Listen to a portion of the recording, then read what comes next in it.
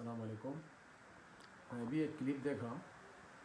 BJP का सदर बंडी संजय वो कह रहा था कि एक बार बीजेपी सरकार तेलंगाना में आने दो तो मैं एमआईएम के सदर एआईएमआईएम के सदर और उनके भाई को अपनी जूती पे लगाता हूँ। वो कह रहा है।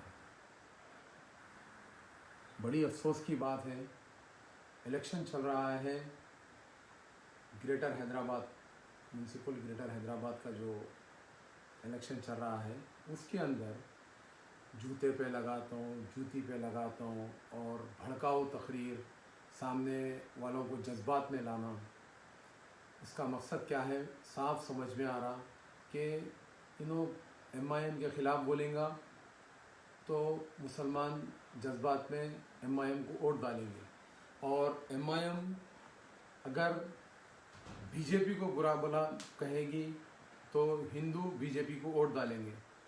मैं हिंदू और मुसलमान दोनों से ये ख़ास करके आपसे गुजारिश करता हूँ, ये हिंदू मुस्लिम की पॉलिटिक्स अब बंद करिए। देखिए उसके अल्फाज जो उन्हें इस्तेमाल कर रहा है। तब के इलेक्शन हमारी ज़रूरियात, बुनियादी चीज़ों का इलेक्शन है ये, रोड, नल, ड्रेनेज, वो सिस्टम पूरा रॉन्ग चल रहा। तो अब उसके लिए कोई सही नुमाइंदों को चुनिए। ये लोग सिर्फ हिंदू मुस्लिम बीजेपी एमआईएम करके लोगों को गुमराह कर रहे हैं। उसके वो अल्फाज बहुत चुभने वाले अल्फाज हैं। वो अल्फाज से कोई भी मुसलमान उस या एमआईएम का आदमी जज्बात में आएगा। तो जानबूझ के ये अल्फाज इस्तेमाल कर रहा है। वो जाहिल को ये नहीं मालूम कि ये यहाँ पे तेलंगाना में बीजेपी आने दो, कांग्रेस आने दो, टीआरएस थी है अब, या और कोई पार्टी आने दो, किसी को जूते के पास लगाने की उसमें ताकत ही नहीं है। अगर वो ताकत जब पैदा होगी तो सामने वाला उसका जवाब देगा। मगर ये सिर्फ जज्बात में लाने के बातें हैं। हम अपनी अकल से काम लें। देखिए आप अगर बीजेपी को जितना बुरा बोलो, हिंदू एकजहती में आके बीजेपी को वोट डालेंगे। मुसलमान के जमात एमआईएम है तो एमआईएम को बीजेपी वाला बुरा भला कहेगा उसके लीडर्स को, तो जज्बात में आके मुसलमान एमआईएम एआईएमआईएम को वोट डालेंगे। तो ये सिर्फ बेवकूफ़ बनाने का काम कर रहे हैं। हमको उस लीडर का बॉयकॉट करना चाहिए जो बीजेपी के ख़िलाफ़ बोले, या एमआईएम के या कांग्रेस के। हम बुनियादी बातों पे काम करें। हम कि अब हमारे मेन चीज़ बुनियादी सहूलतें चाहिए हमें।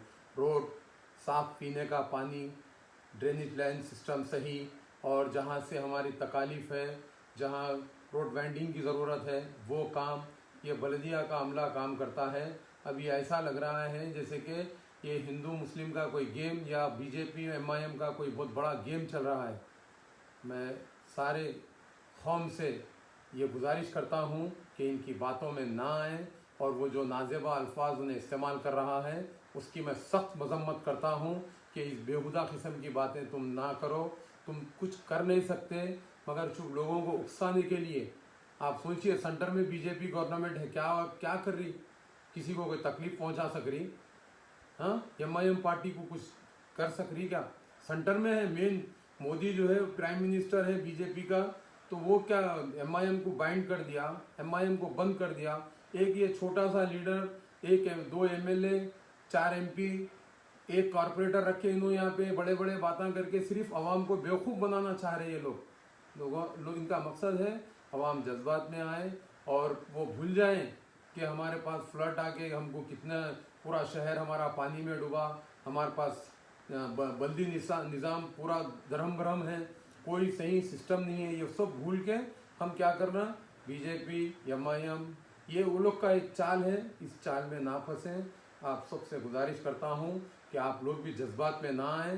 वो जो अल्फाज वो इस्तेमाल कर रहा है सिर्फ हमें जज्बात में लाने के लिए इस्तेमाल कर रहा है, और उस अल्फाज के मैं सख्त मजम्मत करता हूँ। ये बेहुदगी की बात है। किसी की अम्मा बाप कोई नहीं जाना किसी को पैर पे लाने का। उन्हें खुद पैर पे होंगे मैं समझता हूँ किसी के, मगर कोई किसी को पैर पे नहीं ला सकता।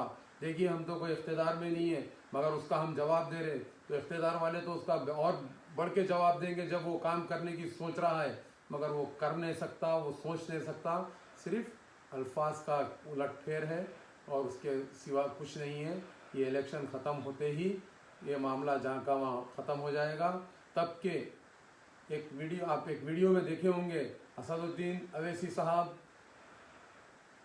इनके जो होम मिनिस्टर है हमारे सिकंदराबाद के एमपी किशन रेड्डी के साथ बाजू लेके बात कर रहे हैं।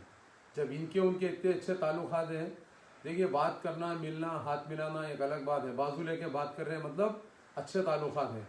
तो ये तो उनसे छोटा आदमी है, उन्हें तो यानी कि इंडिया का जो है सेकंड होम मिनिस्टर है, उन्होंने उससे आपके ताल्लुकात है। ये छोटा सा प्यादा आपको जो है इतनी बड़ी बात कर रहा, तो ये इसका मतलब अवाम साफ साफ समझ जाए कि ये सिर्फ आपको, हमको, सबको जज्बात में लाके हम जो फैसला करने वाले हैं कि तब्दीली लाने वाले हैं, तो वो तब्दीली में ने एक अरोड़ा दार्रा और उसके अंदर रोड़ा दार्रा, इसके अंदर एक बात आपको समझनी चाहिए कि हमारी बुनियादी सहूलतों की बात इलेक्शन में होना चाहिए। वो छोड़ के उन्हें जो है किसी को पैर के नीचे ला दे रहा, कोई किसी के दूल्हे भाई बन जा रहे, ये सब बेकार की बातें हैं। आवाम से ख़ास करके गुजारिश करता हूँ कि आपके तब्दीली लाएं, और अगर आपके इलाके का कोई, जैसे कांग्रेस का कोई कॉरपोरेटर है या कैंडिडेट है तो उसे जिताएं, और अगर कोई अच्छा आदमी आपके पास से कोई चॉइस नहीं है, जहाँ पे कांग्रेस का कॉरपोरेटर नहीं है, आज़ाद उम्मीदवार है, तो उसे जिताइए। मगर इस किस्म के बातें करने वालों को आप एक वोट ना डालें। ख़ास करके मेरे हिंदू भाइयों से मैं गुजारिश करता हूँ कि आपको खुश करने के लिए ये अल्फाज बोल रहा है, आप खुद सोच सकते हैं कि ये हम जमहूरियत में जी रहे हैं, कोई किसी को ला के पैर के पास ठहराने की उसकी ताकत नहीं है, हमारा कानून उसे छोड़ता नहीं। ये सिर्फ लफ्ज़ी बातें हैं उसके, ये इलेक्शन तक, उसके बाद वो फिर जैसे एक दूसरे से बैठ के बात करते, खाते पीते चलते नज़र आते। आप हम फिर सोच के वोट करें, आपका एक एक वोट कीमती है, और अब के तब्दीली ज़रूर लाएं। ये मेरे को उसके अल्फाज अच्छे नहीं लगे, कल फिर इन्हों कोई और अल्फाज बोलेंगे जिससे आप जो है खुश होकर इनको वोट डालने की ज़रूरत नहीं है। और हिंदुओं से मैं गुजारिश करता हूँ, हिंदू भाइयों से मेरे, कि भाई आप लोग भी उस जैसे बेहुदा अल्फाज इस्तेमाल करने वाले को वोट ना डालें।